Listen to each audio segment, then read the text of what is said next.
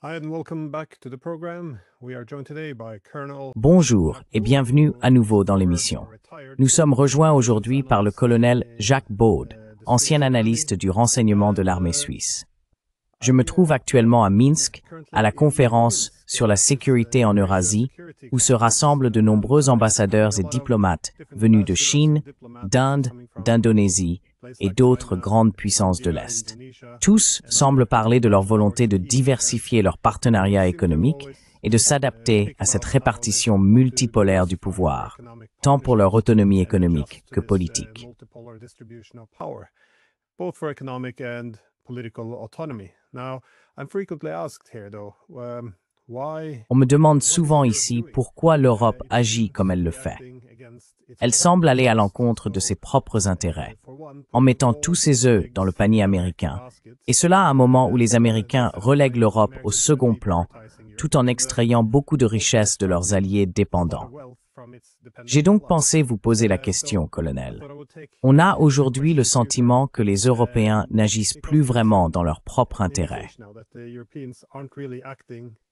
Comment expliquez-vous qu'ils ne résistent pas, ou du moins qu'ils ne s'adaptent pas aux nouvelles réalités?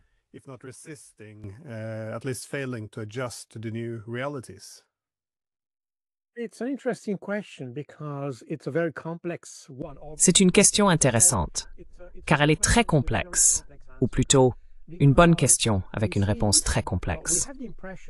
Nous avons souvent l'impression que l'Europe suit les États-Unis, mais si l'on regarde la situation aujourd'hui, elle ne suit pas vraiment les États-Unis. Elle tend à suivre sa propre voie, par exemple dans la crise ukrainienne. Elle ne s'est pas alignée sur la politique élaborée par la nouvelle administration, l'administration Trump, mais a préféré suivre sa propre voie, ce que Gideon Rachman, dans le Financial Times, a récemment décrit comme une sorte d'américanisation de la politique étrangère européenne.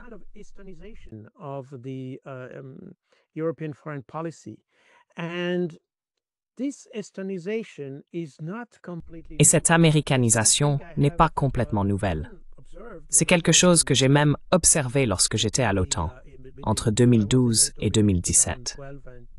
J'ai remarqué, non seulement moi, mais aussi d'autres colonels issus de la soi-disant vieille Europe, qu'il existait un fossé croissant dans les mentalités entre ce que nous appelions autrefois la vieille Europe, la France, l'Italie, l'Allemagne, et ainsi de suite, et la soi-disant nouvelle Europe, essentiellement les anciens pays communistes ou du pacte de Varsovie. Et nous l'avons constaté au niveau militaire. Je ne parle pas du leadership, qui est encore plus complexe à définir, car je pense que ce que nous avons aujourd'hui en Europe, c'est un leadership très immature.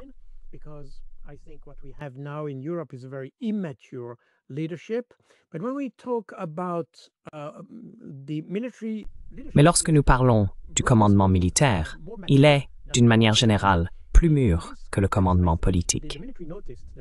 Dans ce contexte, je pense que l'armée a remarqué une forte, disons, attraction de la part de l'Europe de l'Est pour s'aligner sur l'agenda des États-Unis. C'est un aspect. L'autre aspect est que l'Europe n'a jamais, enfin, je veux dire l'Union européenne, telle qu'elle est issue du traité de Maastricht et des dynamiques qui ont suivi, réellement réussi à définir son identité. Elle est née d'une organisation économique ou multilatérale, si l'on veut, destinée à résoudre des problèmes économiques et à faciliter le commerce et les échanges entre les États.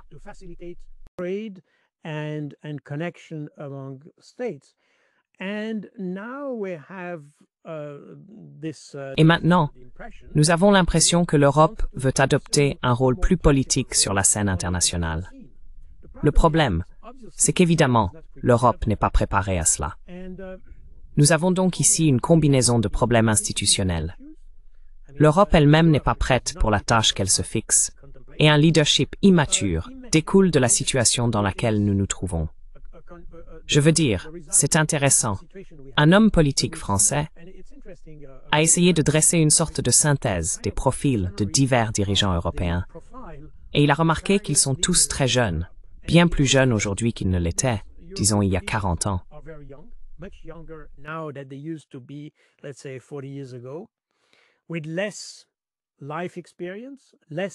avec moins d'expérience de vie et moins d'expérience professionnelle.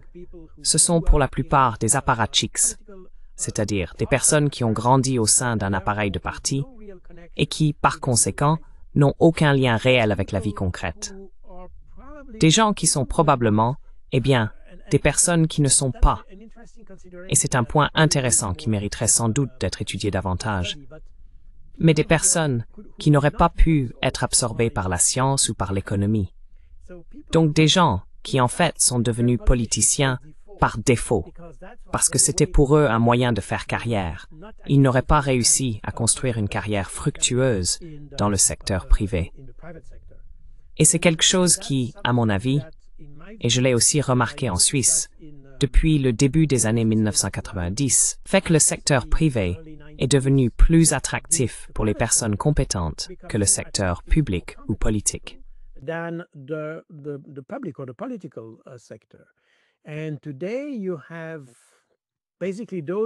Et aujourd'hui, on a essentiellement ceux qui n'ont pas réussi dans d'autres domaines, qui finissent par devenir politiciens. C'est une formulation un peu schématique, mais je pense qu'elle illustre une véritable tendance en Europe. Des personnes avec moins de compétences, moins d'expérience, moins de connaissances, se retrouvent désormais à la tête de nos pays. Tout cela réuni a donné une Europe qui ne sait plus vraiment où elle va. Et lorsqu'il s'agit des questions géopolitiques actuelles, comme l'Ukraine, ou par exemple l'Iran, la Palestine ou d'autres crises, nous avons une Europe totalement incapable d'apporter une réponse réelle. Ils envoient probablement un peu d'argent, mais c'est tout.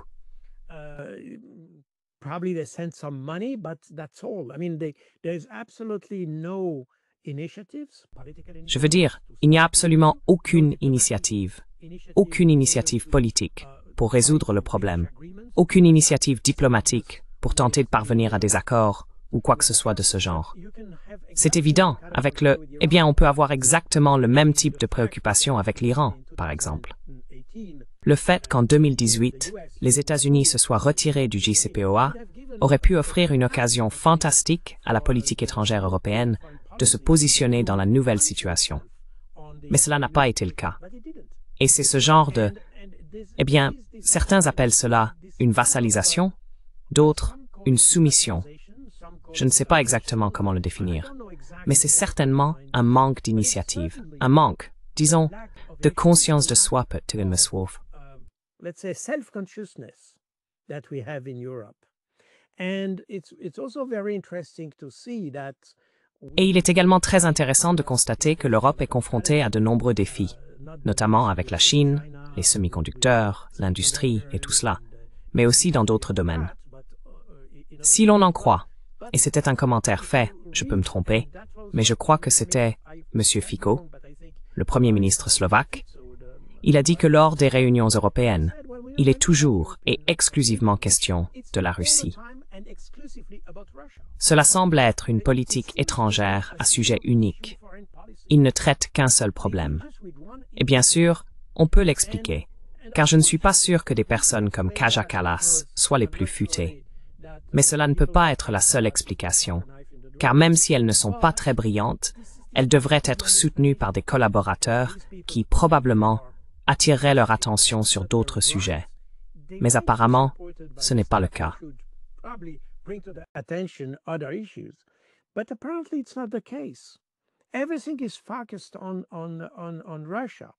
Tout est centré sur la Russie, ce qui signifie que nous avons tendance à avoir une direction concentrée sur un seul problème, totalement incapable de s'attaquer aux autres. Chaque question, l'énergie, l'économie, le commerce, et ainsi de suite, ramène toujours à la relation entre l'Europe et la Russie. Nous avons donc, je pense, une sorte de problème psychopathologique en Europe en ce moment. Des personnes qui manquent de sens des priorités, qui ne sont pas capables de comprendre ce qui est en jeu, ni ce qu'elles sont censées faire. Ce qui d'ailleurs peut être mis en relation avec le comportement très étrange souligné par divers commentateurs, comme Alexander Mercouris et d'autres. À savoir que nous avons des dirigeants tels que Keir Starmer, Emmanuel Macron et d'autres, apparemment totalement focalisés à nouveau sur la Russie dans leur politique étrangère, mais pas sur les questions intérieures. Russia again, or their foreign policy, but not on domestic issues. And we see, and that's very blatant in France. Et nous le voyons très clairement en France, où une grave crise est en cours. Mais l'attention du président semble tourner vers la Russie, sans aucun intérêt pour la résolution de la crise intérieure. Nous observons exactement le même comportement, apparemment, au niveau européen, ce qui est assez étrange. Et cela, à son tour, provoque ou déclenche, voire accentue, le fossé que nous avons en Europe entre les populations, de manière générale, et les dirigeants. Les dirigeants au pluriel. And the leaderships in the plural form. I mean, leadership of European Union, but also leadership at... Je veux dire la direction de l'Union européenne, mais aussi le leadership au niveau national. Et nous voyons qu'il existe chaque jour un sentiment de méfiance plus fort, en réalité, entre la base de la société et ce qu'on appelle le sommet de la société, le leadership. Et cela, à mon avis, n'est pas durable. Lorsque nous avons des discussions comme par exemple sur les avoirs russes gelés et tout ce qui s'y rattache, cela ignore complètement les conséquences à long terme de ces décisions. Si l'on regarde l'Europe de l'extérieur, depuis ce que nous appelons le reste du monde, où les gens sont extrêmement intelligents et comprennent très bien les conséquences stratégiques de tout cela, je pense que la méfiance que nous avons au sein de l'Europe tend également à se refléter dans la relation entre le reste du monde et l'Europe.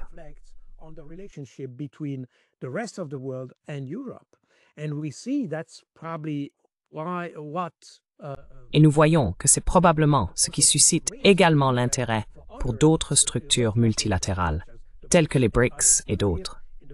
Même si les BRICS ne constituent pas une alliance, ni une organisation de pays partageant les mêmes idées, le point commun entre tous les membres des BRICS et des groupes similaires, comme l'Organisation de coopération de Shanghai, entre autres, est en réalité une méfiance partagée à l'égard de l'Occident.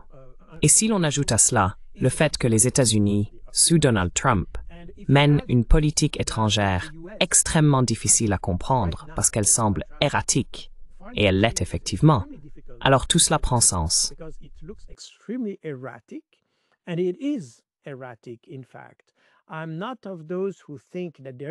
En fait, je ne fais pas partie de ceux qui pensent qu'il existe une stratégie en zigzag, ou qu'un manque de stratégie oblige Trump à zigzaguer à travers diverses décisions. Un pas en avant, 3 pas en arrière, et ainsi de suite. Je pense qu'il s'agit simplement d'un manque de stratégie. Et cela, en réalité, correspond à mes observations personnelles et professionnelles. Par le passé, surtout il y a 30 ou même 40 ans, j'étais très en contact avec les plus hauts dirigeants en Europe, dans mon pays et dans les organisations internationales. Mon sentiment est que ce qui manque à l'Occident, ce n'est pas seulement un sens des priorités, mais aussi la capacité à élaborer de véritables stratégies. Nous sommes des tacticiens, nous faisons de la tactique, mais nous n'avons pas de stratégie. Et cela apparaît très clairement quand on regarde toutes les crises que nous connaissons aujourd'hui.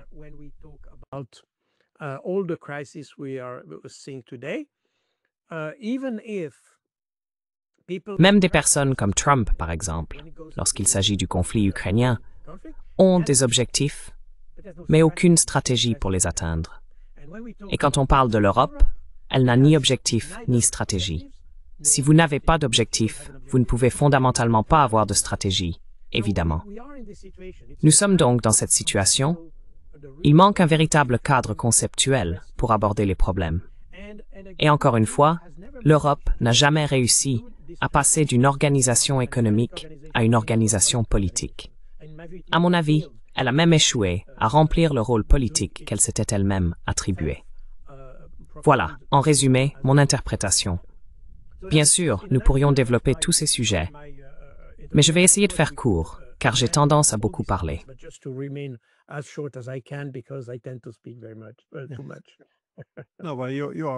Tu as raison. C'est un sujet très vaste. Je veux dire, maintenant que le monde devient multipolaire à l'échelle mondiale, c'est-à-dire que plusieurs des plus grandes puissances ne seront pas occidentales, j'aimerais voir une stratégie pour l'Europe. Où nous voyons-nous placer dans tout cela? Si nous vivons dans un monde où les États-Unis ne considèrent plus l'Europe comme leur priorité, ce qui est le cas, alors quel est le rôle de l'Europe dans cette configuration? Et comment pouvons-nous l'assumer? Pour l'instant, je n'entends rien de formulé. Et au-delà de cela, rien n'a vraiment de sens. Si l'on pense que les États-Unis vont se retirer, il faudrait vouloir se diversifier. Alors, pourquoi saisissons-nous les avoirs chinois? Pourquoi appliquons-nous les sanctions automatiques? Pourquoi menaçons-nous les Indiens de sanctions secondaires? Pourquoi prenons-nous les fonds souverains russes?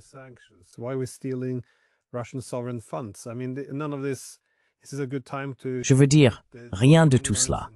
C'est le bon moment pour maintenir les lignes de division en Europe et les militariser. Je poserai simplement la question. L'objectif est-il de garder l'Amérique en Europe, ou bien que l'Europe apprenne à devenir plus indépendante sans les États-Unis? Parce que ce sont deux stratégies complètement différentes, deux buts différents, deux objectifs différents, deux moyens différents pour y parvenir.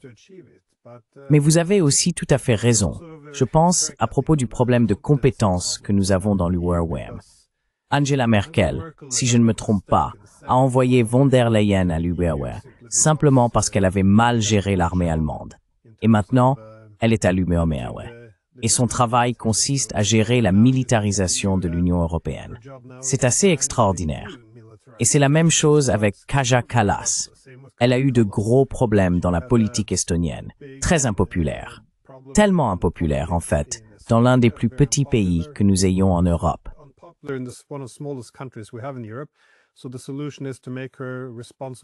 Donc, la solution consiste à la rendre responsable de la politique étrangère de l'ensemble du bloc.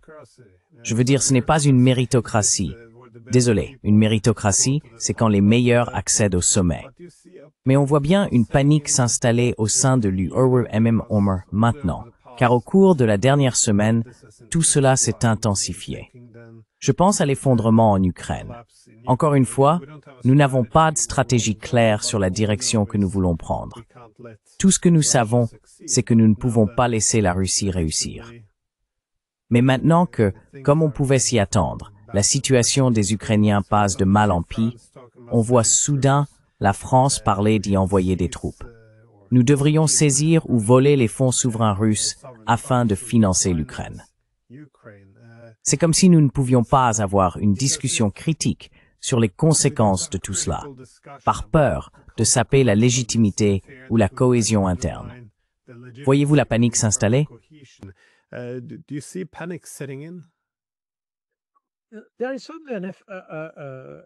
Il y a certainement un effet de panique en jeu. Je veux dire, quand on n'a aucune solution et qu'on ne veut pas revenir, disons, à une sorte de règlement négocié ou quoi que ce soit de ce genre, alors l'option évidente est d'intensifier le conflit. Et c'est probablement ce que nous voyons ici. Mais il y a aussi autre chose. Nous avons mentionné l'Iran et les sanctions automatiques. C'est très intéressant à observer. Je pense qu'il y a une sorte d'héritage que nous portons encore vis-à-vis des États-Unis. Il existe toujours cette crainte de ce que les États-Unis pourraient faire si nous ne nous conformons pas à leurs exigences. En fait, c'est très semblable à une relation de type mafieux avec les États-Unis. Ils imposent une solution et on s'attend à ce que nous l'acceptions.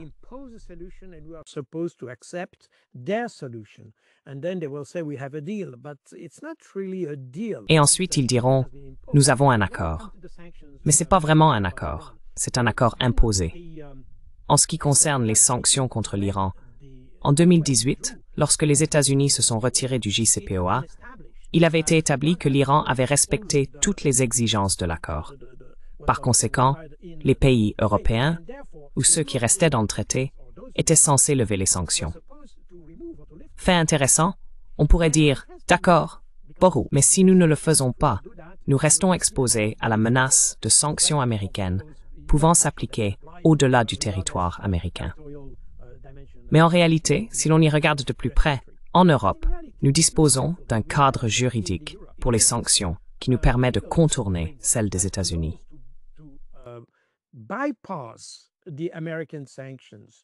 And that's a set of law that has been or directive that have been C'est un ensemble de lois ou une directive adoptée en 1996, si je ne me trompe pas, qui permet à l'Union européenne de ne pas se conformer à ces dictats extraterritoriaux imposés par les États-Unis. En réalité, en 2018, les Européens auraient pu activer cette législation, mais ils ne l'ont pas fait. Ils ont donc les outils, la légalité pour le faire, la légitimité pour le faire, mais ils ne l'ont pas fait. Ainsi, au-delà de toutes les questions institutionnelles, il y a aussi un manque de courage lorsqu'il s'agit de s'adresser aux États-Unis. Et cela est probablement encore plus vrai aujourd'hui, car désormais, lorsqu'on parle de l'Ukraine, les États-Unis cherchent à se dégager du conflit.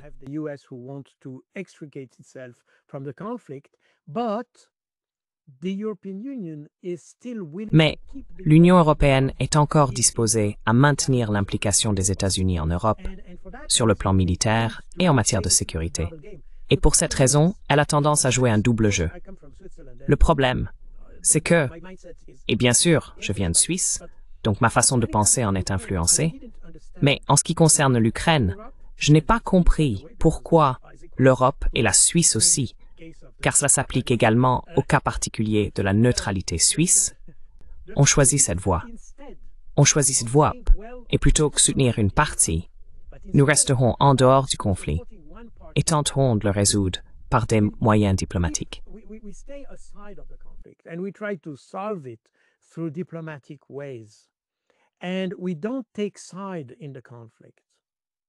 Et nous ne prenons pas parti dans le conflit. Peu importe ce que vous pensez de Vladimir Poutine ou de la Russie, ils peuvent avoir tort, ils peuvent avoir raison. Ce n'est pas la question. Le problème, c'est que nous n'avons pas anticipé la possibilité d'une solution diplomatique au conflit. Personne ne s'y est préparé, et personne n'a pensé que probablement dès le tout début du conflit, il aurait été plus efficace d'essayer de résoudre le problème par la voie diplomatique. En réalité, l'Ukraine a reconnu cette question très tôt et a entamé, dès le 25 février 2022, un processus diplomatique qui s'est poursuivi à Istanbul, et ainsi de suite.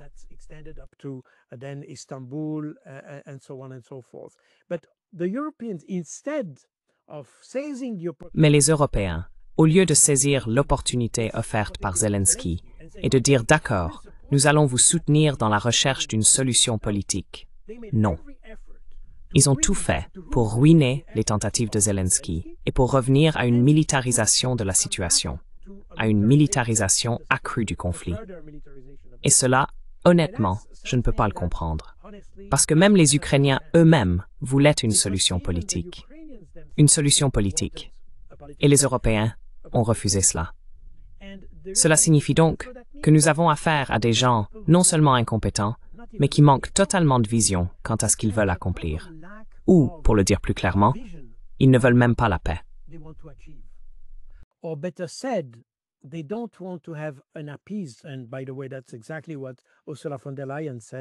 Et d'ailleurs, c'est exactement ce qu'Ursula von der Leyen a déclaré en septembre 2022 dans son discours à l'Union européenne, lorsqu'elle a prononcé le discours sur l'état de l'Union. Elle a dit qu'il n'y aurait pas d'apaisement. Ainsi, l'idée que la crise puisse être résolue par des efforts diplomatiques a été complètement écartée. Et c'est quelque chose que je ne peux personnellement pas comprendre, car cela contredit toute la tradition que nous avions en Europe, même pendant la guerre froide, même lorsqu'il y avait des conflits entre les États-Unis et le Vietnam, ou entre les États-Unis et d'autres entités en Amérique du Sud. Les Européens ont toujours essayé d'offrir leurs bons offices pour aider à résoudre la crise et jouer un rôle de médiation entre les parties.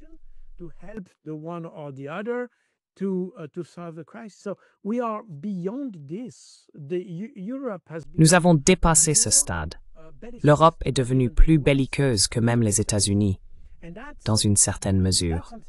Et c'est quelque chose que je ne peux pas comprendre, surtout parce que l'Europe est plus vulnérable que les États-Unis face aux conséquences. Nous l'avons vu avec la Syrie, par exemple. Nous avons soutenu la rébellion contre Bachar el-Assad. D'accord, très bien. Mais la conséquence de cela a été que nous avons accueilli les opposants de Bachar el-Assad dans nos pays comme migrants, et ainsi de suite. Et aujourd'hui, on peut en voir le résultat en Suède, et dans d'autres pays. Je veux dire, c'est devenu un véritable problème de société, parce que nous n'avions jamais anticipé les conséquences. Au lieu d'essayer de jouer les médiateurs entre les parties, nous avons pris parti pour l'une d'entre elles, et nous n'étions pas préparés à cela.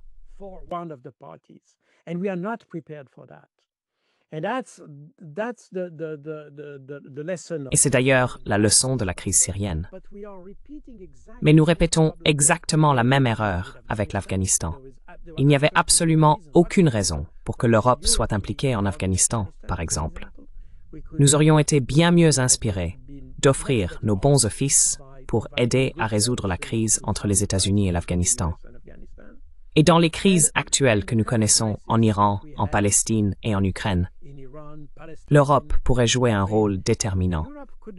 Mais c'est précisément là que réside la contradiction. Personne ne parle de l'Europe. Je veux dire, nous avons eu ce soi-disant accord de paix, un accord de cessez-le-feu pour Gaza, et pourtant personne ne parle de l'Europe. L'Europe n'apparaît tout simplement nulle part.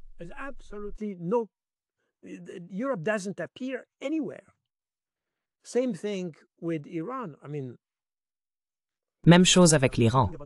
Je veux dire, sauf que là, on parle d'une sanction éclair, mais on ne sait même pas pourquoi. Et sans parler de l'Ukraine.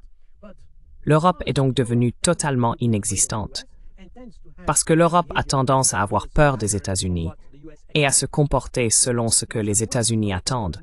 Le reste du monde a perdu confiance.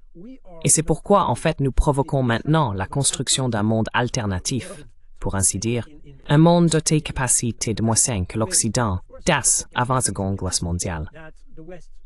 En réalité, l'Occident avait besoin de l'homme pour se développer.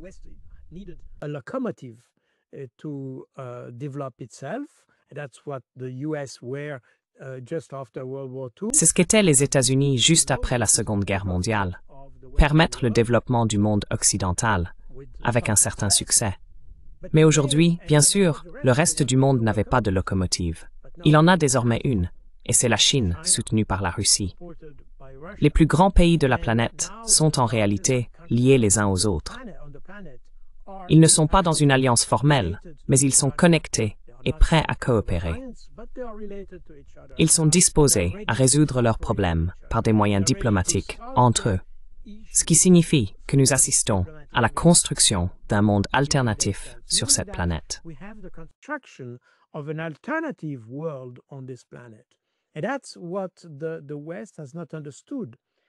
Et c'est ce que l'Occident n'a pas compris. Si nous continuons ainsi, nous verrons le reste du monde s'éloigner encore davantage de nous, et ce sera nous qui finirons isolés. Cela arrivera probablement plus tôt que nous ne le pensons.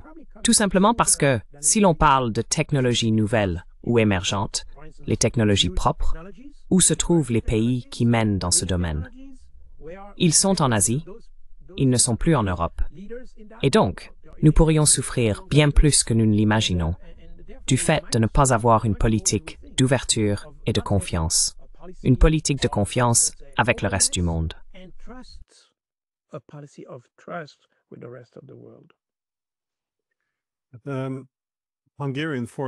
Le ministre hongrois des Affaires étrangères était ici hier, prononçant un discours, et il a averti qu'il existait une crise en Europe, une crise de rationalité et de bon sens. Il résumait plus ou moins ce que vous avez dit, en se concentrant sur les mêmes idées.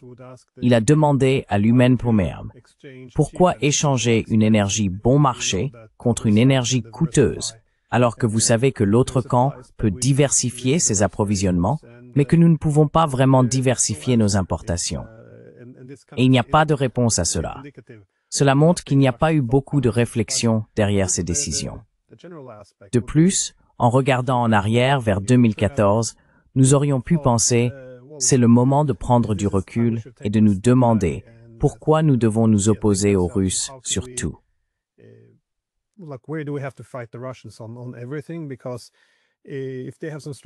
Parce que s'ils ont des intérêts stratégiques qui semblent légitimes et avec lesquels nous pouvons nous accorder et nous harmoniser, alors il est évident qu'il faut le faire avant d'engager une confrontation totale visant à vaincre l'autre camp. Mais malgré tout, il y a cette avancée continue. Et comme vous l'avez mentionné, on l'a vu aussi en 2019. Je veux dire, la majorité des Ukrainiens lors de cette élection, 73%, ont voté pour la plateforme de la paix. Mais ce sont les Européens, qui finançaient principalement les ONG, qui en substance mettaient en garde ou empêchaient Zelensky de réellement mettre en œuvre le résultat démocratique. Et cela me paraît étrange, car encore une fois, si nous voulons combattre les Russes, d'accord, si c'est l'objectif, alors il faut définir des objectifs clairs.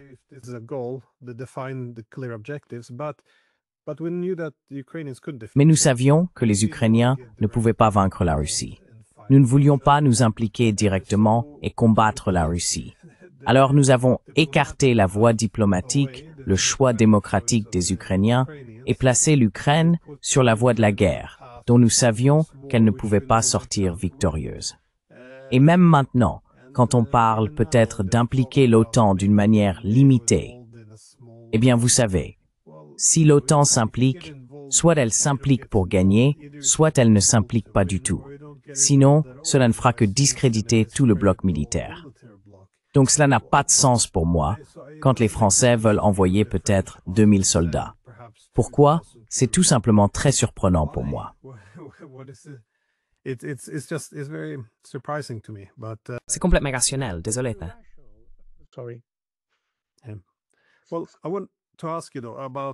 Eh bien, je voudrais vous interroger sur un autre sujet qui a émergé, car les Russes semblent également interpréter cela comme irrationnel. Ils pensent aussi que nous pourrions prendre des mesures menant à la guerre, alors que l'Union européenne renforce sa position au moment même où les Russes cherchent à rétablir leur dissuasion.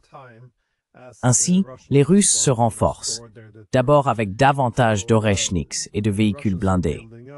Mais il y a maintenant ce nouveau missile, le missile nucléaire Burevestnik. En tant que colonel et officier du renseignement, comment évaluez-vous cela? Je sais que vous êtes à la retraite maintenant, mais il semble que nos propres analystes du renseignement n'aient pas beaucoup d'informations sur ce missile. Quelle est votre lecture de la situation? Et pourquoi est-ce important?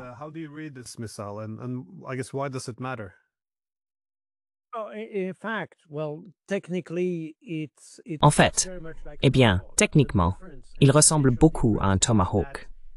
La différence essentielle est que puisqu'il est à propulsion nucléaire, il a une portée illimitée. Cela signifie que si vous ne pouvez pas atteindre votre ennemi à cause d'un système de défense aérienne, vous pouvez l'attaquer par l'arrière. Je veux dire, techniquement ou théoriquement, vous pouvez attaquer votre ennemi non pas en envoyant un missile à 1000 km droit devant, mais en l'envoyant sur 39 000 km autour et en frappant l'ennemi par l'arrière.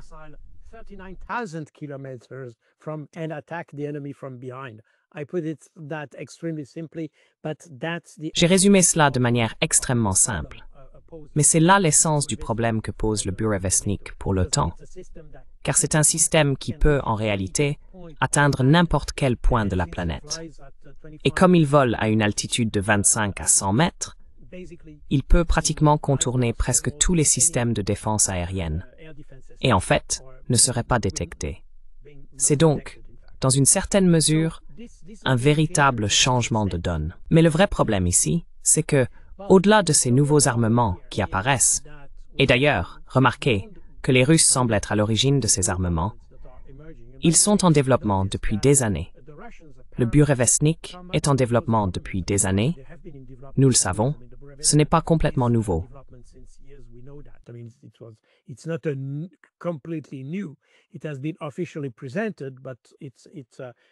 Il a été officiellement présenté, mais c'est un dispositif qui avait été développé depuis des années. Les Russes ont décidé d'annoncer officiellement son existence maintenant, comme ils l'avaient fait avec l'Oreshnik. Chaque fois qu'ils rendent public ce type de nouvel équipement, oui, officiellement nouveau, c'est lorsqu'ils estiment qu'il existe une menace. Il y a donc un aspect dissuasif dans la diffusion de ces images et de ces systèmes. L'Oreshnik, en novembre dernier, a été présenté après que l'Ukraine a mené une attaque sur Bryansk à l'aide d'un missile. C'est à ce moment-là que Zelensky a eu des discussions avec l'administration Biden au sujet de l'autorisation de frapper en profondeur à l'intérieur du territoire russe. Et à ma connaissance, l'administration Biden ne l'a jamais autorisé. And to my knowledge, the Biden administration never allowed this. And Zelensky tried to force. Et Zelensky a tenté de forcer la situation en lançant une attaque de missiles. Ils l'ont lancé extrêmement près de la frontière, à la portée maximale possible, pour atteindre Bryansk, qui se trouve à environ 120 km de la frontière. Ils ont donc dû s'approcher très près du côté russe pour le faire, simplement pour marquer une sorte de déclaration en réalité. Et en réponse, comme certaines rumeurs laissaient entendre que Biden pourrait accepter l'idée d'autoriser des frappes à longue portée, les Russes ont répliqué avec l'Oreshnik contre l'usine Yushmash à Dnipropetrovsk, qui, soit dit en passant, était également un site de production du missile Ashrim-2 ou Grom-2, un nouveau missile présenté à l'été 2024 par les Ukrainiens.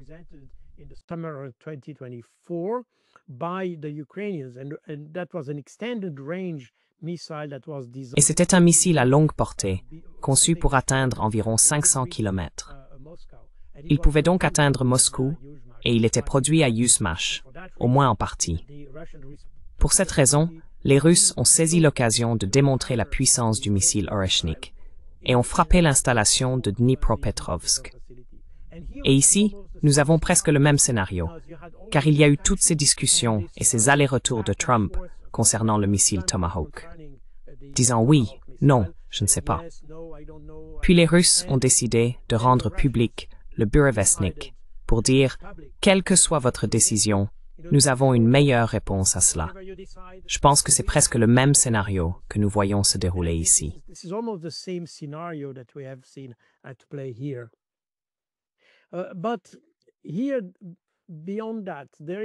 Mais au-delà de cela, il y a quelque chose que vous avez mentionné, le rôle de l'Europe et de l'OTAN. On peut constater que l'OTAN, en tant qu'organisation, en tant qu'alliance, n'a pas vraiment été impliquée dans le conflit. Il y a évidemment des pays membres de l'OTAN qui le sont, le Royaume-Uni, la France et ainsi de suite, mais pas l'alliance en tant que telle. Et l'on observe même un écart croissant dans les mentalités vis-à-vis des États-Unis, qui sont la pierre angulaire de l'OTAN, car l'OTAN a été construite autour de la puissance nucléaire américaine. C'est-à-dire qu'il s'agit d'une alliance nucléaire, comme Jens Stoltenberg l'a répété à de nombreuses reprises. L'OTAN est une puissance nucléaire.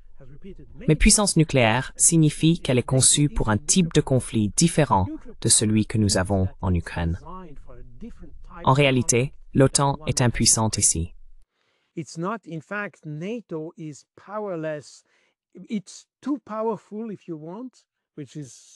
C'est trop puissant, si l'on veut, ce qui est un peu étrange, parce que nous avons tendance à dire que l'OTAN est faible.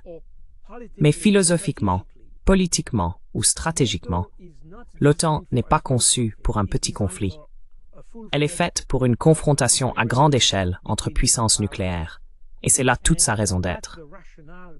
C'est précisément pour cette raison, en fait, que, afin de fournir une certaine forme de garantie de sécurité, vous vous souvenez peut-être que l'année dernière, en 2024, tous ces traités bilatéraux ont été signés entre l'Ukraine et les pays de l'OTAN, parce qu'on ne peut pas utiliser l'OTAN pour cela.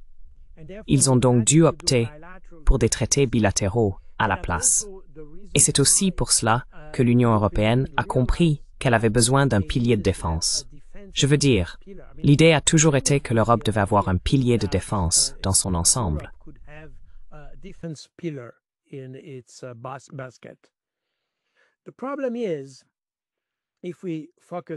Le problème, c'est que si nous nous concentrons sur l'Europe aujourd'hui, une politique de sécurité, qu'elle soit nationale ou multilatérale, comme pour l'Europe, repose toujours sur deux piliers fondamentaux, la politique étrangère et la politique de défense. Et ces deux piliers sont complémentaires, probablement dans le même sens que Clausewitz disait que la guerre est la continuation de la politique par d'autres moyens. Ce qui signifie qu'il faut travailler avec les deux pour garantir sa sécurité. Ce que nous avons observé ces dernières années, c'est que la Chine et surtout la Russie ont joué sur ces deux tableaux. Elles disposent de ces deux piliers. Elles utilisent la diplomatie autant que la politique de défense. C'est pourquoi elles ont d'abord tenté de résoudre le conflit, ou la crise, en Ukraine, par une solution diplomatique, les accords de Minsk.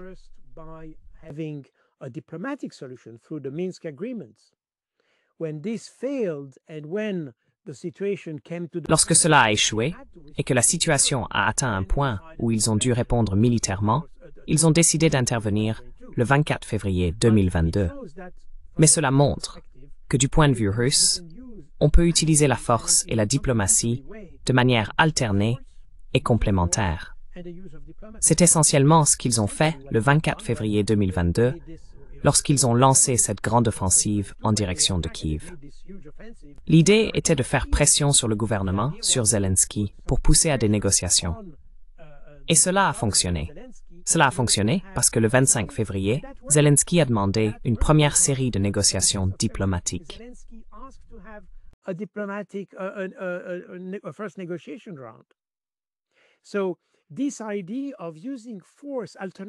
Ainsi, cette idée d'utiliser la force, en alternant entre la force et la diplomatie, pour atteindre des objectifs stratégiques, est absolument claire dans l'esprit et dans la stratégie des Russes. C'est quelque chose que, intuitivement, en Europe, nous comprenons devoir être ainsi. Le problème, c'est que nous constatons que l'Europe n'a ni politique étrangère, ni politique de défense. Et même si nous avons des institutions, notamment le Service européen pour l'action extérieure, dirigé par Kaja Kallas, qui constitue en quelque sorte le ministère des Affaires étrangères de l'Union européenne. Ce ministère est totalement inefficace. Je veux dire, Kaja Kallas est totalement inefficace. C'est même contre-productif, mais c'est un autre sujet. C'est totalement inefficace.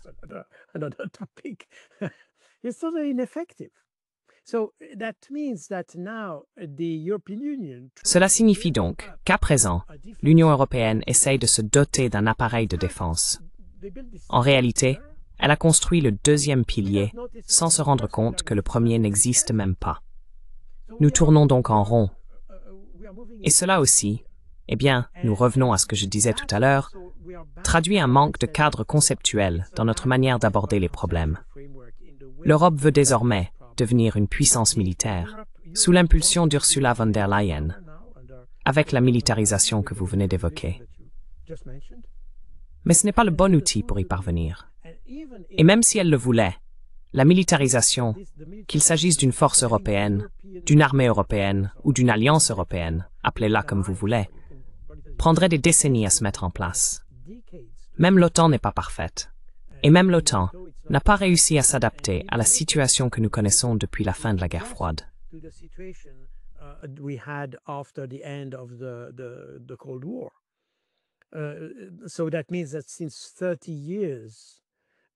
Cela signifie donc que depuis 30 ans, l'OTAN n'a pas été capable de s'adapter à la nouvelle situation.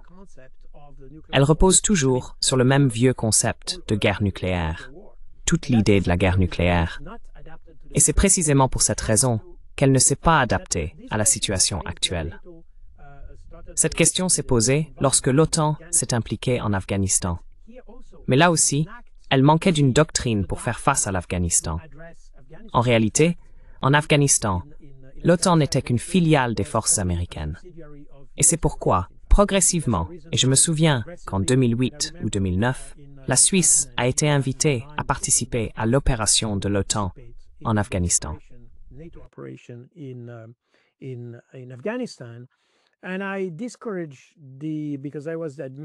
Je m'y suis opposé parce que j'étais le conseiller militaire du ministère des Affaires étrangères et j'ai conseillé au ministère de ne pas participer car j'ai dit que dans quelques mois, vers les élections de mi-mandat, il n'y aurait plus de commandement de l'OTAN en Afghanistan. Tout passerait sous commandement américain. Et c'est exactement ce qui s'est produit. Ils ont progressivement fusionné les commandements, car l'OTAN n'est pas conçu pour ce type de conflit. Les Américains y sont mieux adaptés, d'un point de vue purement structurel. Je ne dis pas qu'ils ont eu plus de succès, mais ils étaient mieux préparés. L'OTAN, en revanche, ne l'était absolument pas. Et cela aurait donc dû susciter une réflexion au sein de l'OTAN sur le rôle de l'Alliance aujourd'hui.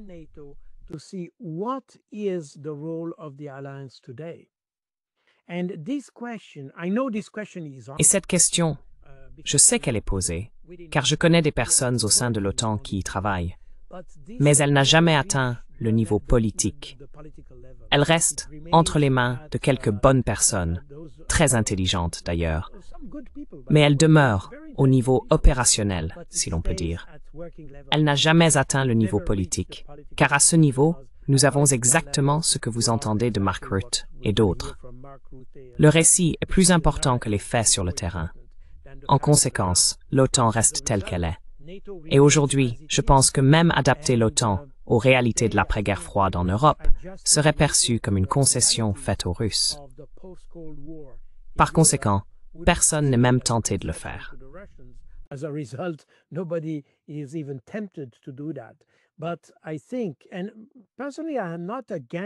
Mais je pense, et personnellement, je ne suis pas opposé à l'idée d'avoir une structure qui rassemble les instruments de défense que nous avons en Europe. Après tout, c'est ce que les Alliés ont fait pendant la Seconde Guerre mondiale. Si nous devions faire face à une menace, je ne dis pas que ce sera pour demain, et je ne sais pas d'où elle viendrait d'ailleurs. Je ne suis pas sûr qu'elle viendrait de la Russie. Mais quoi qu'il en soit, on pourrait poser la même question pour la Suisse. A-t-elle besoin d'une armée ou non? Même si nous ne voyons pas d'ennemis aujourd'hui, je pense que le vieux proverbe s'applique. On a toujours une armée sur son territoire. C'est soit la sienne, soit celle d'un autre. Par conséquent, je pense qu'il est sage d'avoir une armée, sans doute pas une capacité de défense complète, mais plutôt une sorte de noyau de défense. Il faut l'adapter à la situation.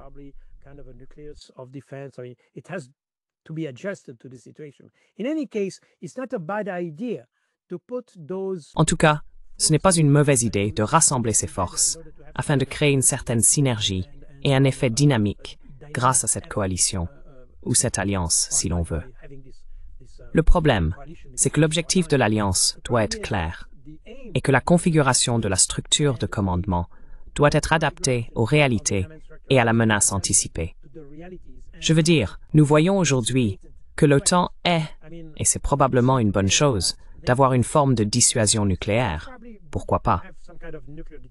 Mais nous voyons que l'OTAN n'est pas dimensionnée pour le type de problème que nous avons en Europe. Ce qui signifie qu'il doit exister autre chose, soit en complément, soit en addition à l'OTAN, afin de résoudre ces problèmes.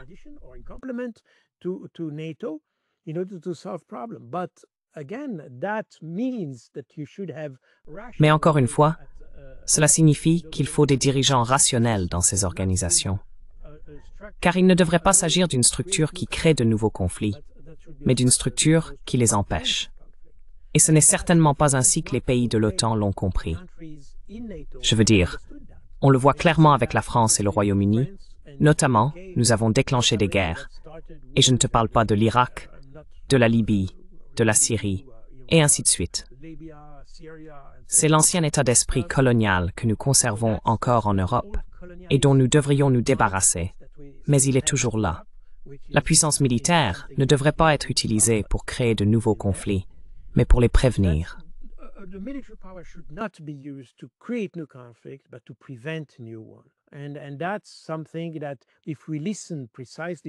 Et c'est quelque chose que si nous écoutons attentivement les États baltes, par exemple, ils essayent toujours de provoquer de nouvelles tensions et de transformer chaque petit incident frontalier en un problème stratégique majeur. Je veux dire, ce n'est certainement pas ainsi que je conçois l'avenir de la sécurité en Europe, car avec ces pays, nous finirons forcément par une sorte de guerre ou de conflit majeur en Europe. Et encore une fois, lorsque les Russes sont entrés en Ukraine, c'était pour répondre aux problèmes spécifiques de la menace pesant sur la population du Donbass. C'était la justification de l'entrée en Ukraine par la force militaire. Ce n'était pas pour déclencher une guerre totale contre l'Occident. Et comme l'a récemment déclaré le chef d'état-major de l'armée de l'air française, l'idée selon laquelle l'objectif serait d'atteindre Paris ou autre chose de ce genre, ce n'est tout simplement pas le cas. The aim eventually is to reach Paris or whatever. I mean, this is just kind of absurdity. Je veux dire, c'est exactement le genre d'absurdité que nous créons pour, disons, promouvoir l'idée qu'il faudrait remilitariser l'Europe. Et je n'ai rien contre la reconstruction d'un complexe militaro-industriel. Pourquoi pas? Mais encore une fois, cela doit être lié à une rationalité stratégique. La meilleure sécurité que nous puissions avoir, c'est d'entretenir de bonnes relations avec nos voisins.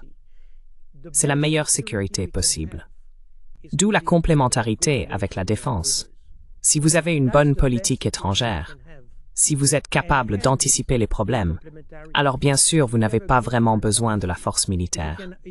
Si vous êtes incapable de parler aux gens parce que vous ne le voulez pas, comme c'est le cas en Europe aujourd'hui, alors bien sûr, vous avez besoin de la force militaire.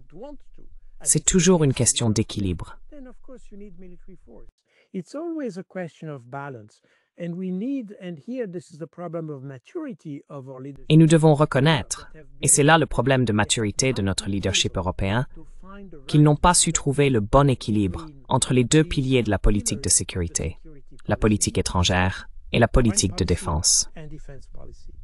Je pense que c'est là que réside notre principal problème.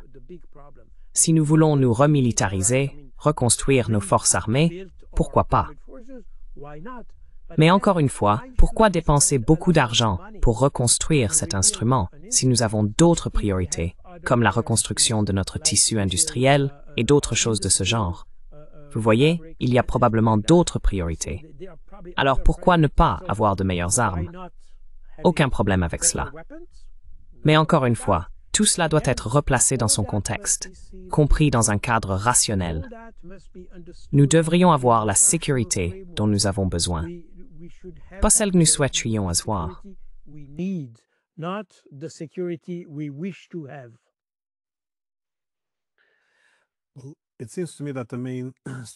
Il me semble que la principale force de l'OTAN résidait dans son effet dissuasif.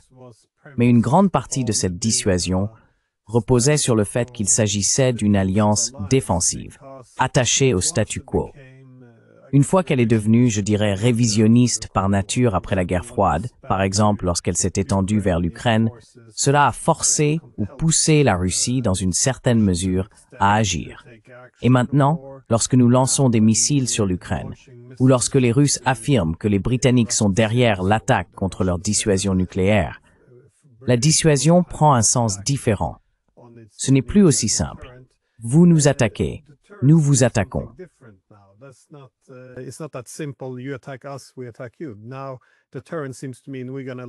Aujourd'hui, la dissuasion semble signifier que nous allons lancer nos missiles sur vos villes et que vous n'oserez pas riposter.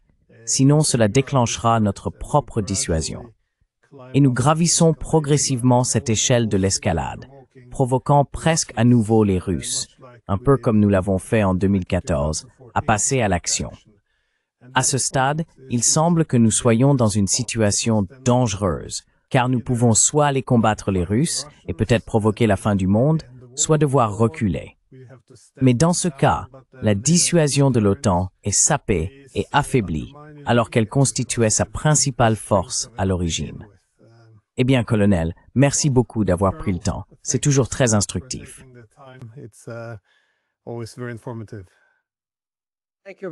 Merci beaucoup de m'avoir invité. Ce fut un plaisir. Passez une bonne journée à Minsk.